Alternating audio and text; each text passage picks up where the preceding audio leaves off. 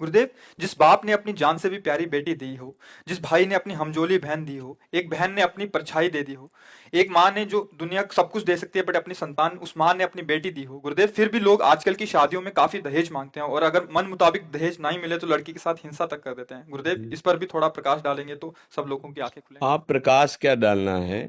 बात यह है कि जो अपनी बेटी को दे रहा है, तो मुझे तो लगता है कि जितनी उसकी सामर्थ्य होगी उठा नहीं रखेगा, जैसा हमने देखा है। क्योंकि कहीं तो पैदा हुए हैं परिवार में ही, और देखा है कि जितनी अपनी सामर्थ्य होती है, बाप माँ और परिवार वो कर्जा लेके भी चाहता है, भले मांगो या ना मांगो, कि हम अच्छे से अच्छा अपनी बेटी का ब्याह करें, बारातियों का स्वागत करें। पर जब वर पक्ष के ये बात रख देते हैं कि इतने लाख या इतने, तो उस ममता भरे परिवार में विषमता पैदा हो जाती है कि इससे अच्छा है बेटी पैदा न होती। ये जो आज गर्भ हत्याएं हमारे बहुत बड़े पाप की प्रवृत्ति बढ़ रही है, माताओं बहनों में भी समाज में भी, तो उसका कहीं ना कहीं काफी दोष इस दहेज प्रथा पर है। क्योंकि हमने देखा है कि गांव के जैसे किसान आदमी है, बेटी को पढ़ाया लिखाया सुंदर पुष्ट किया, ब्याह योग्य हो गई, जिनके घर में अब बोले हमको इतने लाख चाहिए, और बेचारा आके घर में बैठ के रो देता है कि किसी तरह तो हम परिवार का पोषण कर रहे हैं, क्या करें। अब बेटी का ब्याह करना है, थोड़ा खान पान हो रहा हो जिस घर में, थोड़ा लड़का अच्छा हो, और वो इतने लाख मांग रहे हैं, और अपनी खेती पूरी जमींदार के यहाँ रख देता है, और ब्याज पे ब्याज वो लगा, मतलब कितना उसको अब क्या सोचेगा पड़ोसी जो देखा दशा कि यार इससे अच्छा है मार दो। बुद्धि भ्रष्ट हो गई दहेज प्रथा के भय से। अच्छा, कुछ ऐसे हम वहां थे, निम्बुआ घाट, गंगा जी के किनारे भ्रमण करते, फतेहपुर जिले में है। तो ऐसे संतों के पास तो आते थे ना दर्शनार्थ या संभाषणार्थ, तो एक गृहस्थ ब्राह्मण परिवार के आते थे। तो अब जब मार्ग में चल रहे हैं तो कभी कोई ना कोई बात तो हो ही जाती है भागवती। तो अपनी बेटी को लाए थे, तो यहाँ सब जली हुई थी ऐसे पूरे, ऐसे इतना चेहरा ऐसे और सुंदर एकदम, और अच्छे तो वो जब आए तो दृष्टि तो जाती ना जैसे ऐसे, तो वो भयावही दृष्टि देखी, तो उनका इस बच्चे को क्या हो गया। तो उनका महाराज इसका ब्याह किया था, जितनी हमारी सामर्थ्य थी, जितना उन्होंने मांगा था उतना दहेज दिया था। पर वो लोग, अब जो सुशील बच्ची थी, जब वो बता रहे थे तब उसके आंसू चल रहे थे उस बच्ची के। तो बोले फिर भी उन्होंने मांग की, हमने फिर भी दोबारा जो हमसे बना दिया। बोले तिवारा हमारी बच्ची को चारपाई में बांध करके आग लगा दी, चारपाई में बांध कर। और भगवान की लीला कि रस्सी का वो हिस्सा पहले टूटा जो ताकत लगा के उठने पर खुल जाए, वो पहले जला, जल रही थी वो भी, और भागी उस सीढ़ियों से चढ़ के उनके चाचा के घर में कूद गए। छप्पर होते ना आंगन में, छप्पर के सारे जे नीचे कूद, जे जलती उन्हें देखा तो कंबल आदि से ढका, और उनके पास बंदूक थी कि अब नहीं, अब ये मेरी बेटी हो गई, उन्हीं के परिवार, अगर किसी ने इधर आंख उठाई तो गोली मार देंगे। वो बोले हमें सूचना दी गई, हम अपनी बेटी को ले ऐसे। अब बोलो ये राक्षस है या मनुष्य है? वो बेटी जिंदगी, अब उसके अंतरात्मा में जो उनके प्रति भाव आएगा, वो उसे झेल नहीं पाएंगे चाहे जितना। तो कई तरह से दहेज प्रथा से बहुत हानि है। और हमें लगता है कि अगर तुम्हें सुंदर सुशील कन्या मिल जाए, और उससे तुम्हारी वंश परंपरा, देशभक्ति, भगवत भक्ति, बुद्धिमान ऐश्वर्यवान पुत्र पैदा हो, वो अच्छा। या उसको इस तरह से परिवार को क्लेश देना, उस बच्ची को क्लेश देना, या वो परिवार वाला बच्ची जिसके है वो ये सोचने पर मजबूर हो जाए कि इससे तो अच्छा है कि हमारी बच्ची ना होती। तो ये दहेज प्रथा तो बहुत ही कहीं किसी भी तरह लाभदायक नहीं है, कहीं भी किसी भी। और जो इस तरह से दहेज लिया जाएगा, वो लिख लो और उस परिवार की जांच कर लेना, कुछ वर्षों के बाद उस परिवार में ऐसा षड्यंत्र रचेगी माया कि शांति और सुख नहीं होगा, शांति सुख नहीं हो सकता। दूसरे को दुख देकर, जलाकर, क्लेशित करके आज तक कभी कोई सुखी नहीं हुआ है, ये पक्की बात है। और सबसे प्रार्थना है कि बेटियों की भावना में उनका गर्भ की हत्या कर देना, इस ये समझ लो आपके पास कोई प्रायश्चित नहीं इस पाप से हटने का। अरे आप पढ़ने लिखने दो, आजकल बहुत हमारे मतलब पढ़ाई लिखाई, तो कहीं ना कहीं वो कुछ ना कुछ करेंगे अपने हिसाब से। वो जीने लायक बुद्धि भगवान सबको दे देते हैं। हमें तो दिखाई दे रहा है कि बच्चियां बड़ी उन्नति में जा रही, फोर्स में भी बच्चियां जा रही, नहीं जा रही। तो ऐसा ना सोचे कि बच्चे तो हमारा दुर्भाग्य है, ऐसा माता पिता को नहीं। और कई जगह हमने देखा जहां बूढ़े माता पिता को कोई सहयोग नहीं देता, तो हमने देखा बच्चियां ही सहयोग देती हैं। कभी लड़कों को किडनी देते हुए नहीं देखा अपने बाप को। जहां सुनने को आता है तो बेटी ही किडनी देती नजर आती है। लड़के चार हैं, हिस्सा बांट लिए, अब वो एक एक रोटी देने के लिए पड़े, वो भाग के भी जब माता पिता बेटी के पास वही दुलार करती, क्योंकि वो करुणामयी है ना, मातृ स्वरूप हृदय में विराजमान ना। अच्छा बेटी नहीं होगी तो बेटा आसमान से पैदा हो जाएगा क्या? है, सोचो चाहे करोड़ों का घर हो और एक स्त्री शरीर ना हो उस घर में, किसी काम का घर नहीं है, और मेहनत करके आते हो, भले 200 रुपया लाते हो, और उस दैवी शक्ति के हाथ में रख दो, तुम्हारे पूरे परिवार का पोषण करेगी, किसी को भूखा नहीं रहने देगी, सबको वाणी के द्वारा चेष्टाओं के द्वारा प्रसन्न रख। ये मात्र शक्ति है। इसके साथ ऐसी भावना करना कि तुम्हारे केवल चिन्ह का ही तो फर्क हुआ, तुम्हारी संतान पुरुष चिन्ह से युक्त हुई तो तुम इतने महान हो गए कि आप गाली दे रहे हो, आप उसको कष्ट दे रहे हो, आप पैसे ले रहे हो, और वो अपने पूरे जीवन को तुम्हारे को समर्पित किए। ये भारी दंडनीय अपराध है। यहां दंड अगर नहीं मिला ना तो तैयार रहो, फिर भगवान के शासन से फिर किसी को बचने का चांस नहीं मिलता। तिनकर काल रूप में भ्राता, बहुत बहुत सावधान। ये तो बहुत अच्छा प्रश्न आपने किया है, क्योंकि समाज के लिए बहुत सुधार। जिसने अपनी बच्ची हमें दे दी, अपना सर्वस्व दे दिया मानो, अब उससे हमें मांगने की जरूरत नहीं है। और भगवान, जब आप नहीं ऐसा दबाव डालोगे तो देने वाला वो है, वो ऐसा कुछ देगा कि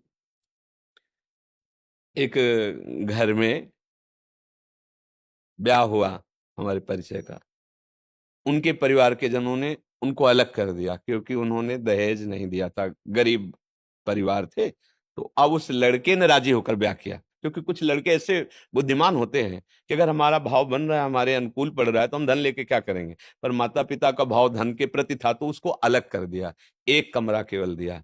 फिर इतना द्वेष बढ़ा परिवार का कि उसको जहर दे दिया, और वो विक्षिप्त हो गया, मरा तो नहीं पर पागल हो गया। तो अब उसकी लड़की की दशा, सब कुछ परिवार वालों ने ले लिया, एक कमरा दे दिया, 1-2 बीघा जो खेती वो करने लायक नहीं, क्योंकि रोड में वो बैठा। अब जो उसकी संतानें हुई थी, आज ऐसी हाई ऊंची डिपार्टमेंट में है कि गांव ऊपर मकान बना हुआ है, और वो जब आते हैं ना तो गाड़ियों से आते हैं जिनके खाने का नहीं था। धर्म से चले ना तो आज पिता, वो जो पागल पिता है ना, ऐसे गोद में रख रहे हैं बच्चे उनकी सेवा में। और जो माँ घरों में काम करके अपने बच्चों को पढ़ाया ना, हाँ कोई एयरफोर्स में है, कोई ये थल सेना इसमें इसमें है, मतलब कई तो फोर्स में है, और इतने विद्वान हैं कि जो आचार्य महर्षि महर्षि योगी के उसके आचार्य हैं वो, और उनमें पढ़ा रहे हैं। छोटे छोटे बच्चे जो थे वो अच्छी बहुत, तो भगवान दिया ना, देखो अच्छी पदवियां दे दी, अच्छा।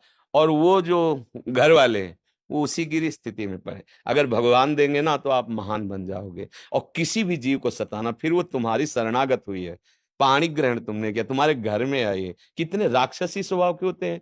घर में आए हुए, एक शरण में आए हुए एक कबूतर के लिए महाराज शिवी ने अपने शरीर का मांस चढ़ा दिया, और वो कन्या आई है तुम्हारे घर में अपने माता पिता मानकर, अपना भाव रख करके, तो उसको ये समझना चाहिए कि बहुत बड़ी लक्ष्मी हमारे घर आ गई है। अब इससे जो संतान होगी, कुल परंपरा चलेगी। तो ये दहेज प्रथा तो बिल्कुल ही, इस पर सरकारी शासन भी होना चाहिए, और सामाजिक खुद हमारी ऐसी स्थिति होनी चाहिए कि हमें चाहिए कि हम अपने धन से संतुष्ट रहे। आपने कन्या दे दिया, बहुत सुंदर बात है, अब हमारा खुद भाग्य आगे काम करेगा, हमें आपसे नहीं चाहिए। और हमने देखा है कि माता पिता, ऐसे बात अलग है कोई दुष्ट स्वभाव का हो, नहीं वो कोशिश करते हैं मैं क्या दे दूं अपनी बेटी को, पक्का, ये पक्का है।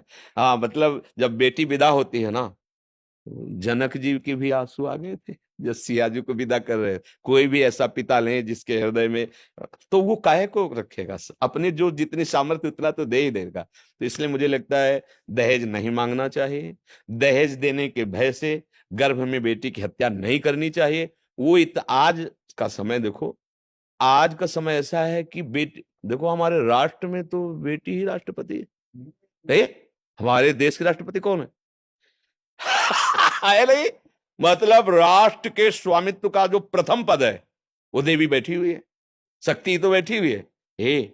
अगर बिटिया पढ़ लिख गई तो राष्ट्रपति भी बन सकती है। तुम उस बिटिया को समझो कि लड़का ही भारत की सेवा कर सकता, राष्ट्रपति है। राष्ट्रपति पद पहले, नाम तो हमें याद है ना। तो आप सोचो, देखो कितनी सुंदर बात, हमारे राष्ट्र के प्रधान पद पर देवी बैठी हुई है। तो हमें चाहिए कि हम अपनी पुत्री को पढ़ाएं लिखाएं, सुशील, आज के वातावरण की गंदगी से दूर बचाएं। और फिर भगवान चाहेंगे तो आज की देखो, आज की पढ़ी लिखी बच्चियां ऐसी है ना कि वो अपनी सामर्थ्य से जी सकती हैं। धीरे धीरे भगवान भी ऐसी उन्नति उनकी कर रहे हैं मानसिकता की कि फिर अच्छे से, हाँ, माता जी के कई रूप हैं हमारी। फिर एक जो रूप है ना, प्रचंड दंड देने वाला, फिर वो रूप जब प्रेरित कर देती है ना, तो फिर नचनी नाच नचा लेती है उस परिवार को, है, नचा देती है। हाँ, फिर हमारी भगवती की बड़ी सामर्थ्य है, वो बैठ जाएंगे बुद्धि में कि तुम देखना चाहते हो स्त्री में क्या सामर्थ्य है, पूरी खा पानी पा जाएंगे, क्योंकि दैवी शक्ति है। इसलिए नमन, तो तुम्हारे परिवार का पोषण और मंगल हो। हमें लगता है दहेज प्रथा बहुत ही हानिकारक है, बहुत ही ये हमारे समाज का एक ऐसा रोग है जो बहुत पुराने से चला आ रहा है, और इस रोग से ग्रसित होकर के बहुत लोग छिन्न भिन्न हो जाते हैं, खिन्न हो जाते हैं, उदास हो जाते हैं। बेटी पक्ष के लिए उनके हृदय में अश्रद्धा पैदा हो जाती कि अगर आज बेटी ना होती तो मैं ऐसा नहीं। बिल्कुल धैर्यपूर्वक चलो, भगवान ने सबके भाग्य की रचना की है, और पढ़ लिख करके हमें लगता है कि कोई भी अच्छा सा जीवन जी सकता है। नहीं जी सकता? नौकरी करो, व्यापार करो। देखो माता बहनें बहुत सी जगह उन्नति को प्राप्त हो रही। आजकल तो बच्चे पढ़ते पढ़ते ऐसे नौकरियां करने लगते हैं कि माता पिता की भी सेवा करते हैं, और जहां ब्याह हो उस पक्ष को भी संतुष्ट करने की सामर्थ्य उन्हीं बच्चियों में है, पैसे पैसे कमाने लगी है।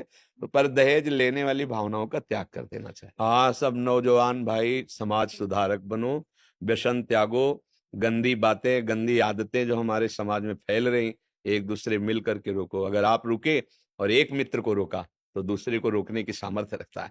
ऐसे अगर हमारा एक मोहल्ला सुधर गया तो फिर एक गांव सुधर जाएगा, एक गांव सुधर गया तो एक नगर सुधर जाए। धीरे धीरे हम लोग भारतवासी हैं, सौहार्द ही हमारा स्वरूप है। गांव में रहते हजारों लोग थे, पर लगता था हम सब एक ही घर के हैं, सब एक ही घर के लगते थे। आज जो हमारी विविधता भावनाओं में, ये ऊंचता नीचता, ये सब बड़े छोटे, ये सब जो धन को लेकर के, जन्म को, कुल को लेकर के कई तरह, ये सब मानसिकताएं केवल हैं। हम एक ही प्रभु के बच्चे हैं। अगर हम अच्छे आचरण से चलें तो हम मनुष्य जीवन बड़ा आनंद में सुख में व्यतीत। अच्छा, ये हमारे जवान भाइयों को ही जरूरत है, क्योंकि यही हमारे देश के भविष्य हैं। अब 15 से लेकर के 35 तक की अवस्था के जितने हैं ना, ये तूफानी अवस्था होती है। अगर इसमें गंदी बातें आ गई, गंदा आहार, गंदा व्यसन, तो फिर ठीक नहीं है। हाँ, अच्छी समाज का संगठन करो और स्वयं अच्छे बनो और दूसरों को अच्छाई के मार्ग पर चलने का सहयोग दो,